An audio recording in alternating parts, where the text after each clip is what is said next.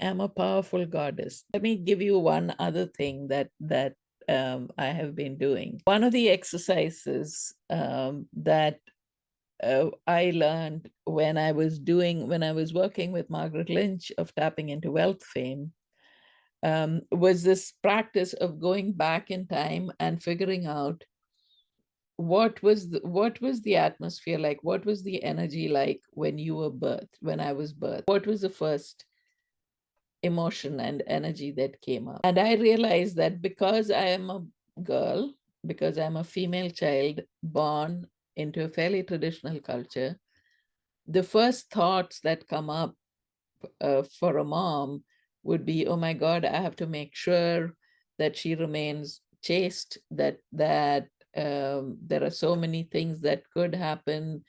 There are all of these struggles that women go through. My grandmother had a very difficult life.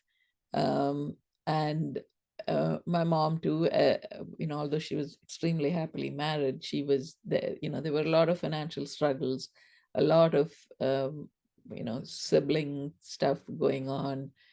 Um, so, so instead of, oh my God, I've got this beautiful human being here, the first thoughts are, oh my God, I have to make sure that she is safe, right? That's what I got when I did that meditation. And as I say that mantra, I imagine my soul talking to my mother and saying, no, no, no, no, that is not the energy. Look at who I am. I am Durga.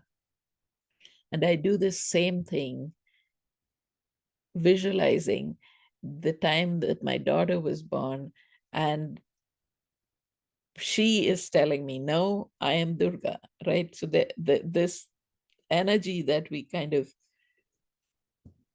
put on our children in certain circumstances can affect them. I do believe that energy affects. So that I find that extremely powerful every morning, to go into that space where I'm imagining my mom delivering me and feeling that sense, holding her breath, and me telling her, no, you got this wrong. I am a powerful goddess. That's who I am, and that's who I'm going to be. And I can feel my body change.